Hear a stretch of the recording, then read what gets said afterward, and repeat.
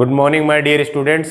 Shri Bhagwan Das Todi PG महाविद्यालय की political science की ऑनलाइन क्लासेस में आपका पुनः एक बार हार्दिक स्वागत है। अपन चर्चा कर रहे थे, प्रीवियस क्लास में अपन ने चर्चा की थी बीए पार्ट प्रथम को लेकर के, और उसका जो पेपर था भारतीय राजनीतिक विचारक वाला, उसमें अपन ने चर्चा की थी गोपाल कृष्ण गोखले को लेकर के।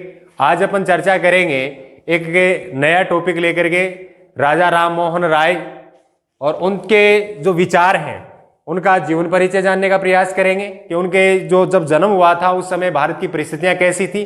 और मैंने बताया भी था आपको कि अपन जितने भी भारतीय जो विचारक पढ़ेंगे, मनु और कौटिल्य को छोड़ करके बाकी जितने भी अपन विचारक पढ़ेंगे, वो सारे के सारे विचारकों का जो जीवन परिचय जो है वो स्वतंत्रता का जो आंदोलन था, जो राष्ट्रीय जो मूवमेंट जो चल रहा था, उस दौरान उन सब की जो जीवन शैली है वही अपने को देखने को मिलती है। तो आज अपन अध्याय शुरू करते हैं।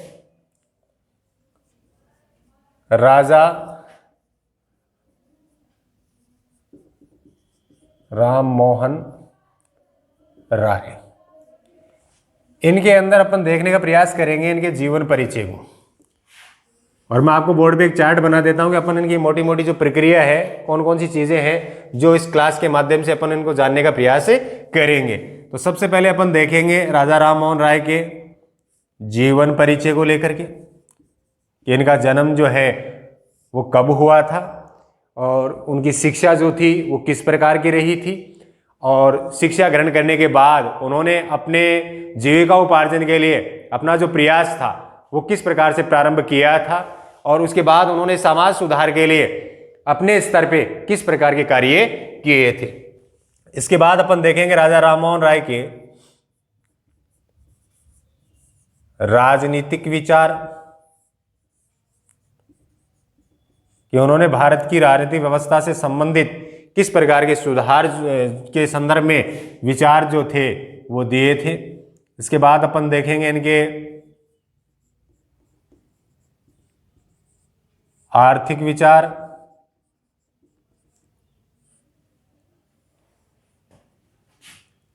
सामाजिक विचार,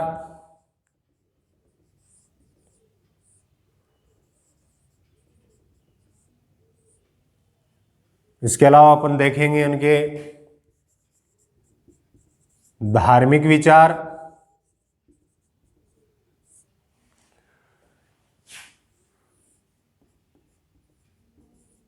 शिक्षा संबंधी विचार,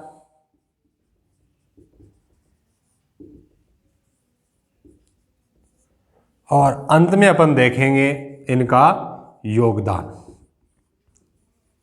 भारतीय सामाजिक राजनीतिक शिक्षा के क्षेत्र में, आर्थिक क्षेत्र में, धार्मिक क्षेत्र में इनके जो प्रयास थे उनका क्या एक सम्मिलित योगदान क्या था उसको जानने का प्रयास करेंगे।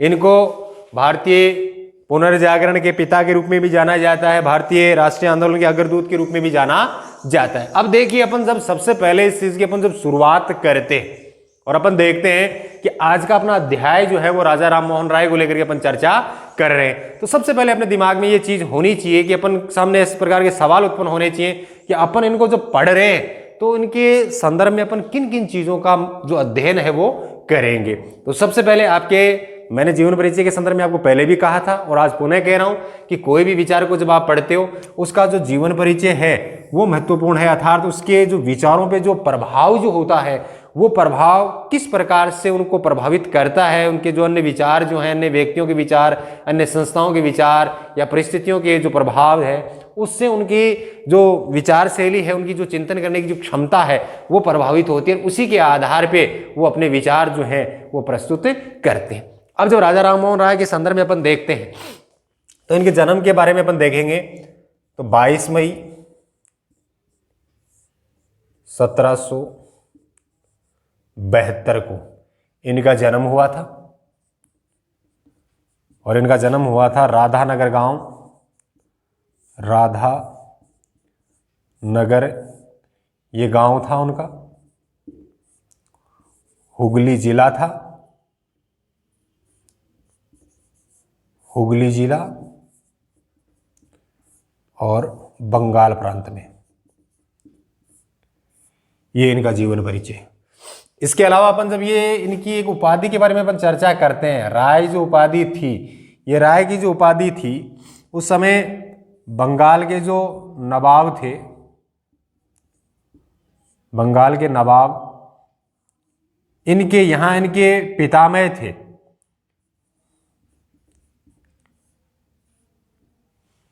कृष्णकांत इनके पितामह का नाम था। वो बंगाल के नवाब के यहाँ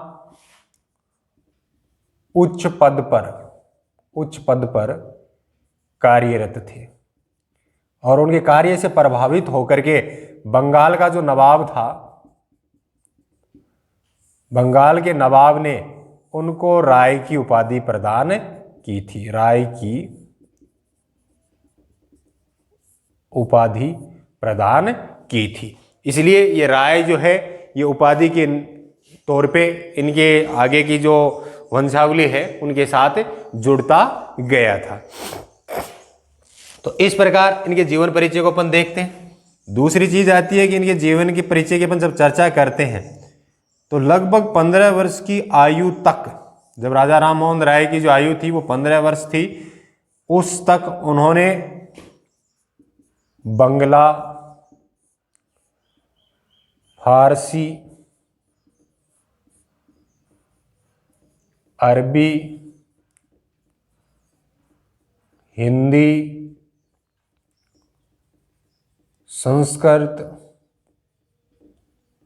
अंग्रेजी साहित्य, अनेक भाषाओं का ज्ञान प्राप्त कर लिया था। यानी 15 वर्ष की आयु तक ये इतनी भाषाओं को जानते थे, समझते थे और उनका जो बोलचाल है उनमें उनको कार्य रूप में भी कार्य में लेते थे। तो कहने का तात्पर्य है कि इन्होंने 15 वर्ष की आयु तक इतनी भाषाओं का ज्ञान जो था वो प्राप्त कर लिया था। अब देखिए अपन जब इनके जीवन परिचय को देखते हैं तो अपन क्या देखते हैं कि उस समय भारत की जो स्थिति थी, आपको भी पता है कि भारत उस समय के दौर से अपन जब पहले की चर्चा करते हैं, भारत जब उपनिवेश नहीं बना था उससे पहले की अपन जब चर्चा करते हैं तो उससे पहले भारत विश्व गुरु की उपाधि से वशीभूत था और उसके साथ साथ हमारी जो संस्कृति थी वो भी एक श्रेष्ठ संस्कृति का एक उदाहरण थी। भारत की जो सामाजिक व्यवस्था थी वो भी अपने आप में एक श्रेष्ठ उदाहरण था। लेकिन कहीं ना कहीं भारत के औपनिवेशिक काल के दौरान परंपराओं का और अंधविश्वासों का जो प्रभाव जनता पे दिखाई दिया, जिसके कारण लोग जो थे अपने मूल मार्ग से, उनका जो मूल लक्ष्य था उससे वो भटक गए थे। और राजा राम मोहन राय को अग्रदूत इसलिए कहा जाता है कि उन्होंने भारतीय समाज जो अपनी राह भटक चुका था उस समाज को पुनः एक नई दिशा प्रदान करते हुए पुनः एक नई राह पे चलने के लिए प्रेरित किया। उसमें वो सफल भी हुए थे। तो ऐसी स्थिति में उनके जो ये कार्य थे कि समाज की जो दयनीय स्थिति थी, समाज में जो परंपराओं का बोलबाला था, समाज में जो अंधविश्वासों का प्रभाव जो था, तो उनके कारण जो समाज अपनी मूल स्थिति से या अपन यूँ कहें कि उन्नति की राह से भटक चुका था, उस भटके हुए समाज को पुनः एक नई दिशा प्रदान करते हुए पुनः एक नई राह पे चलाने का जो कार्य उन्होंने किया था, जो प्रोत्साहन उन्होंने दिया था भारतीय समाज में, उनके योगदान के लिए उन्हें अग्रदूत के रूप में भी जाना जाता है। तो ये इस प्रकार के अपन जीवन शैली के बारे में देखते हैं। इसके अलावा अपन इनके जीवन परिचय के संदर्भ में और क्या क्या देखते हैं उनकी भी अपन चर्चा करते हैं। तो ये विचार अपन ये पढ़ेंगे इनके संदर्भ में। तो ये तो मैं एक बार मिटा देता हूं इनको।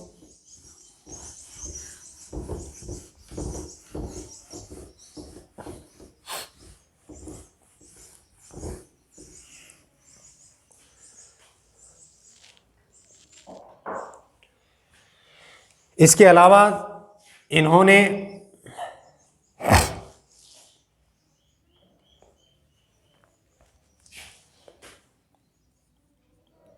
(1804) ईस्वी में ईस्ट इंडिया कंपनी में क्लर्क की नौकरी प्रारंभ की। यानी इन्होंने अपनी शिक्षा दीक्षा ग्रहण करने के बाद उनके जीवन में जो आजीविका के लिए जो पहला प्रयास था वो 1804 में प्रारंभ होता है।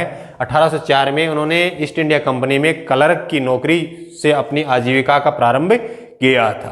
तो ये भी पूछा जाता है कई बार, आपको भी इस चीज के रूप में ध्यान रखना है कि इनकी जो प्रारंभिक जो नौकरी थी वो ईस्ट इंडिया कंपनी में क्लर्क के तौर पे ये कार्य करते हैं। इसके बाद 1815 में, अब इनकी जो महत्वपूर्ण जो संस्थाएं हैं, 1815 में इन्होंने आत्मीय सभा की स्थापना की। ये चीजें एग्जाम में पूछी जाती हैं कि राजा राम मोहन राय ने आत्मीय सभा की जो स्थापना है वो कब की थी।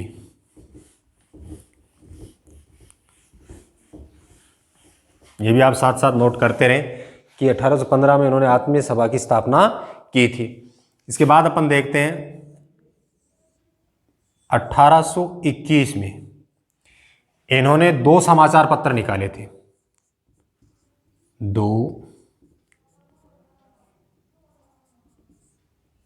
2 समाचार पत्र निकाले थे। अब 2 समाचार पत्रों में कौन कौन से थे? एक था संवाद कौमुदी और दूसरा जो था मीरात उल अखबार। ये 2 समाचार पत्र निकाले थे। संवाद कौमुदी की जो भाषा थी ये थी बंगला भाषा में निकाला था इसको, और मीरात उल अखबार जो था वो अखबार इन्होंने फारसी भाषा में निकाला था। किस भाषा में निकाला था? फारसी भाषा में। और ये एग्जाम में पूछे भी जाते हैं, 2-2 अंक के जो सवाल आते हैं एग्जाम में, उसमें पूछा भी जाता है कि राजा राम मोहन राय के किन्हीं 2 समाचार पत्रों के नाम लिखिए। तो यहाँ पे संवाद कौमुदी और मीरात उल अखबार, तो कई बार इनकी भाषा भी पूछ ली जाती है कि संवाद कौमुदी को उन्होंने किस भाषा में निकाला था। तो संवाद कौमुदी बंगला भाषा में था और मीरात उल अखबार जो था वो फारसी भाषा में था। और ये कब? 1821 के अंदर। तो ये क्या है कि छोटे छोटे जो सवाल जो आते हैं उनमें ये महत्वपूर्ण होते हैं, एग्जाम में जब पूछे जाते हैं तो आपको इनको भी अलग से इस प्रकार के नोट्स आपको बनाने हैं। इसके अलावा अपन चर्चा करते हैं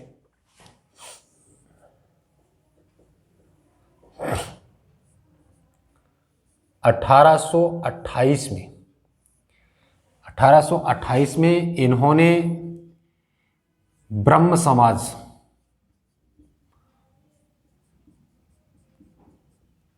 समाज की स्थापना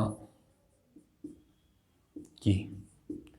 यह भी महत्वपूर्ण है, यह भी एग्जाम में पूछा जाता है कि राजा राम मोहन राय ने या ब्रह्म समाज की स्थापना किसने की थी, तब तो नाम देना राजा राम मोहन राय।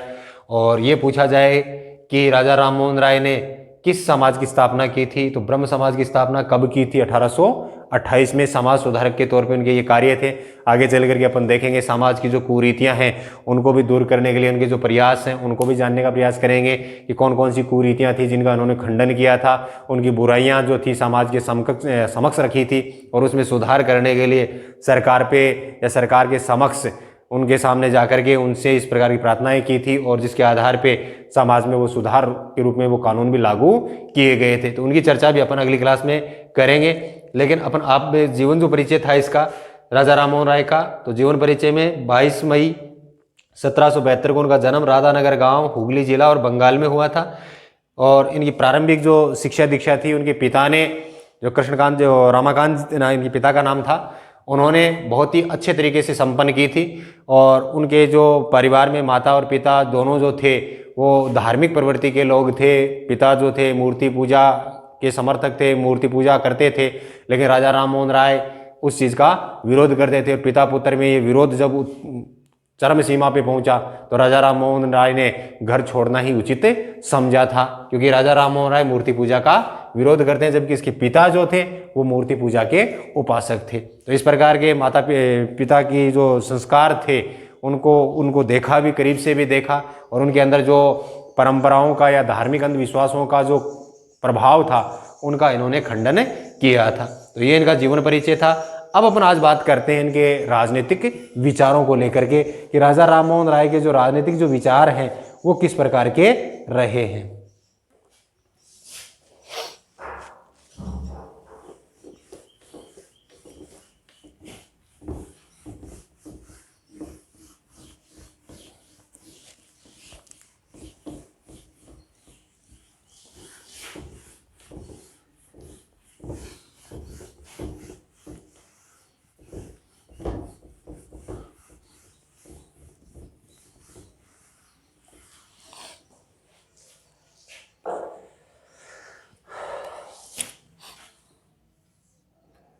मैं पॉइंट्स जो हैं उनका एक चार्ट बना रहा हूँ, और आप भी अपनी नोटबुक में इसमें ये जो चार्ट है वो साथ साथ बनाते रहें, और उनके जो मुख्य जो बिंदु हैं उन पे मैं एक एक बिंदु के साथ आपके साथ इस क्लास के माध्यम से डिस्कस करूँगा।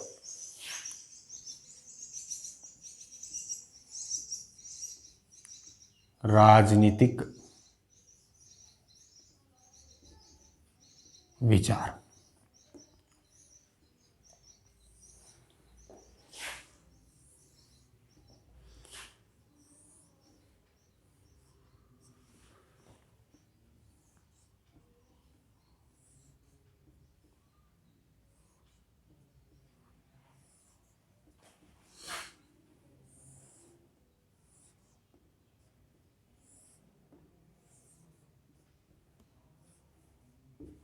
कुछ पॉइंट्स हैं जिनको मैं बोर्ड पे लिख रहा हूं। सबसे पहले देखिए, व्यक्तिक स्वतंत्रता, व्यक्तिक स्वतंत्रता व राष्ट्रीय स्वतंत्रता के समर्थक।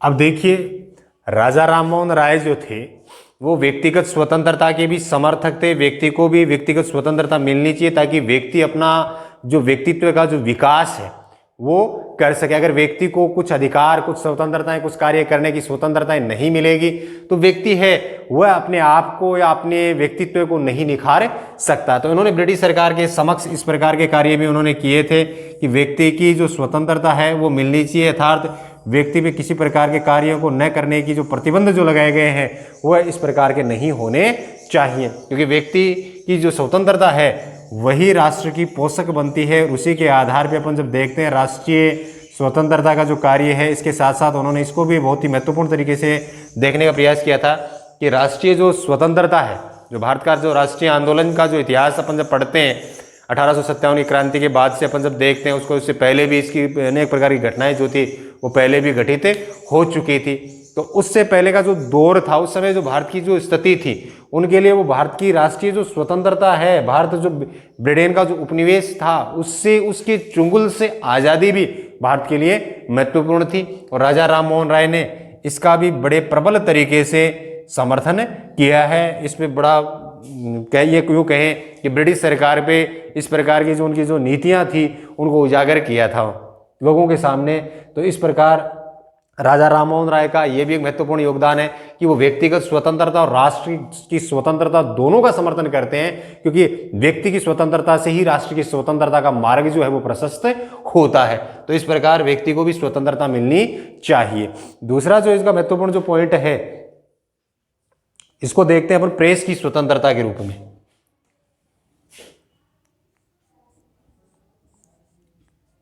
प्रेस की स्वतंत्रता।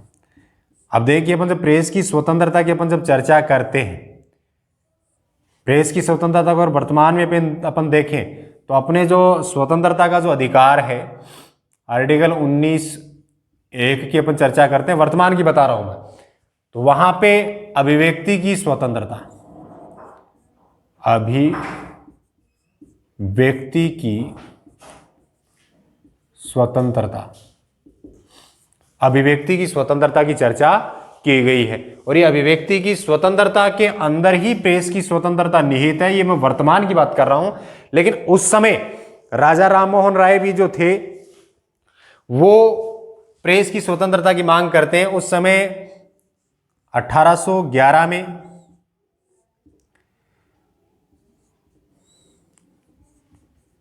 गवर्नर जनरल जॉन एडम्स ने प्रेस की स्वतंत्रता पे क्या लगा दिया था? प्रतिबंध लगा दिया था। और राजा राममोहन राय ने इस चीज का विरोध किया था कि प्रेस ही एक ऐसा माध्यम है जहां सरकार और जनता की जो भावनाएं हैं जिनको प्रेस के माध्यम से व्यक्त किया जाता है। अगर प्रेस को प्रतिबंधित कर दिया जाएगा तो सरकार की नीतियों कि जो कार्यशैली है, सरकार की जो कार्यशैली है, ना तो उसको जनता जान पाएगी, और जनता की किस प्रकार की भावनाएं हैं, वर्तमान परिदृश्य में किस प्रकार की भावनाओं का निर्माण हो रहा है, ना वो सरकार जान पाएगी। तो जॉन एडम्स ने जो प्रतिबंध 1811 में प्रेस पे लगाया था, उस चीज का उन्होंने कड़ा विरोध किया था कि प्रेस पे प्रतिबंध नहीं होना चाहिए। लेकिन साथ में उन्होंने ये भी कहा था कि प्रेस की जो स्वतंत्रता है वो असीमित भी नहीं होनी चाहिए, अनियंत्रित भी नहीं होनी चाहिए। अर्थात प्रेस की स्वतंत्रता नियंत्रित और सीमित होनी चाहिए, लेकिन ये नहीं है कि पूर्ण रूप से प्रतिबंधित हो, क्योंकि ये एक अभिव्यक्ति का माध्यम है जिसमें ये सरकार और जनता दोनों के मध्य एक कड़ी का कार्य करती है। सरकार की नीतियों को जनता तक पहुंचाती है, और जनता की जो भावनाएं हैं, जनता का जो समर्थन है उन नीतियों के प्रति, वो सरकार तक पहुंचाने का कार्य करती है। इसलिए प्रेस पे प्रतिबंध नहीं होना चाहिए। इसके अलावा न्यायिक व्यवस्था में सुधार, न्यायिक व्यवस्था में सुधार, उन्होंने न्यायिक व्यवस्था में भी सुधार करने का प्रयास किया था। उसमें जो जूरी थी, जूरी जो व्यवस्था थी, उसमें सुधार की बात कही थी, क्योंकि जूरी व्यवस्था एक अधिनियम बनाया गया था उस समय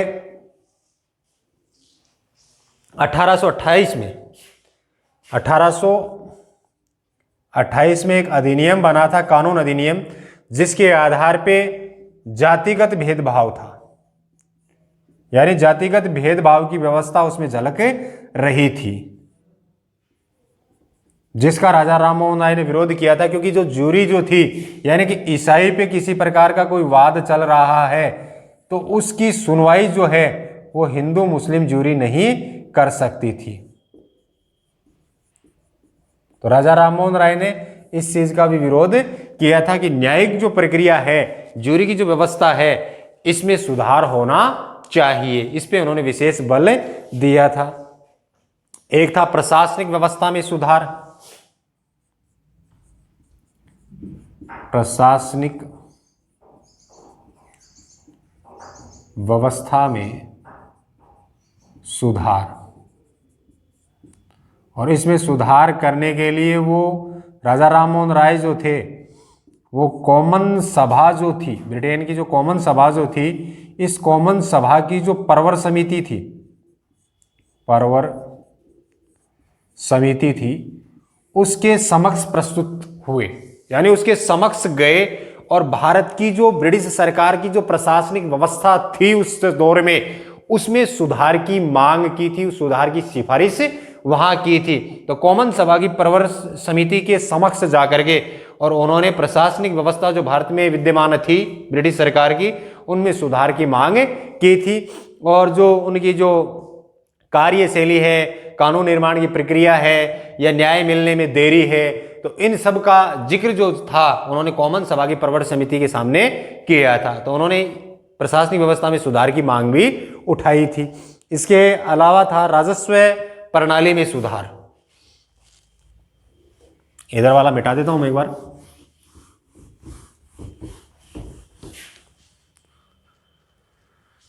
राजस्व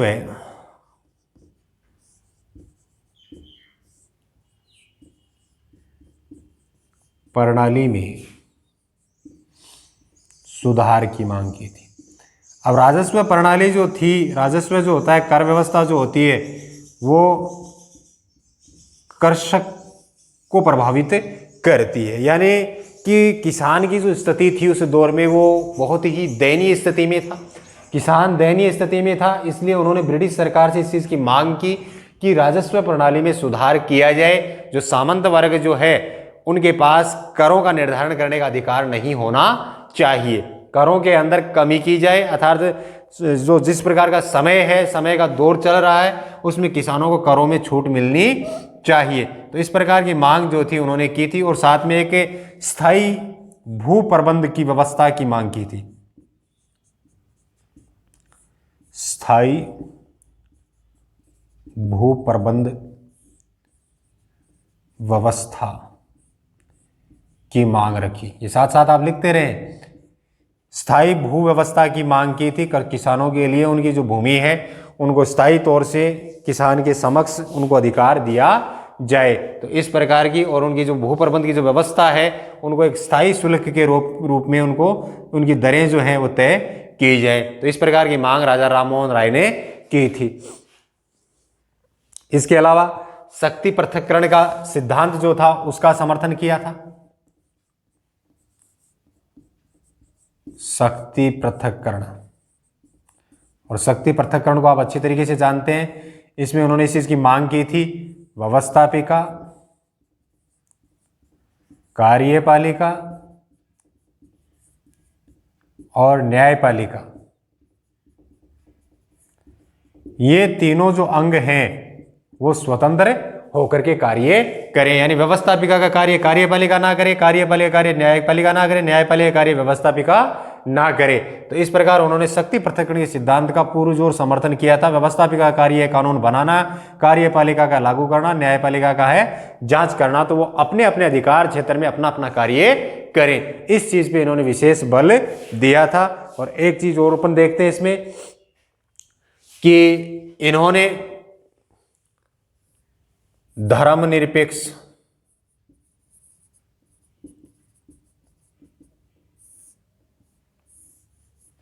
का समर्थन किया था कि भारत जो है वो विभिन्न धर्मावलियों या विभिन्न संप्रदायों वाला देश है, इसलिए लोगों को धार्मिक स्वतंत्रता का अधिकार हो और भारत का अपना कोई विशेष धर्म ना हो। तो इन्होंने धार्मिक निरपेक्षता का समर्थन किया था, धर्मनिरपेक्षता का समर्थन भी उन्होंने किया था। इसके अलावा इन्होंने मानवतावाद का समर्थन किया था। मानव का जो नैतिक चरित्र है उसके लिए उन्होंने प्रयासरत रहे थे कि मानव और मानव के बीच भेद नहीं होना चाहिए, मानव व मानव के बीच भेद नहीं होना चाहिए। अमीर गरीब का जो अंतर आता है वो अंतर इनके मध्य नहीं होना चाहिए। नैतिकता है, मानव को अपने नैतिकता का पालन करते हुए अपने कार्यों को करना चाहिए। तो कुल मिलाकर के अपन जब इसकी चर्चा करते हैं राजा राममोहन राय की, तो उनके राजनीतिक जो विचार हैं काफी सुलझे हुए विचार अपने को दिखाई देते हैं। इन्होंने उस समय की जो व्यवस्थाएं थी उन व्यवस्थाओं की जो कमियां थी उन कमियों को उजागर किया था और उसमें सुधार की मांग की थी। और बेसिकली अपन जब विचारकों का अध्ययन करेंगे, इनसे संबंधित जो राष्ट्रीय आंदोलन से संबंधित उनका जो संबंध रहेगा विचारकों का, उनमें उस प्रकार की जो व्यवस्थाएं जो थी, प्रशासनिक व्यवस्था है, राजस्व व्यवस्था है, न्यायिक व्यवस्था में सुधार की मांग है, या किसानों की जो स्थिति है उसको सुधारने के लिए यानी कर व्यवस्था है, तो इस प्रकार की जो व्यवस्थाएं हैं उस समय की जो ज्वलंत जो परिस्थितियां थी उन परिस्थितियों में उभर रही थी और उनमें सुधार की जो मांग थी वो ब्रिटिश सरकार के समक्ष ये कर रहे थे। और इन्होंने भी पूरे जोर के साथ इस चीज को उठाने का प्रयास किया था। तो आज की इस क्लास में अपन केवल और केवल इतना ही अध्ययन करेंगे। अगली क्लास में अपन चर्चा करेंगे राजा राममोहन राय के धार्मिक, राजा राममोहन के सामाजिक विचार और शिक्षा संबंधी विचार हैं उनको लेकर के चर्चा करेंगे। तब तक के लिए धन्यवाद।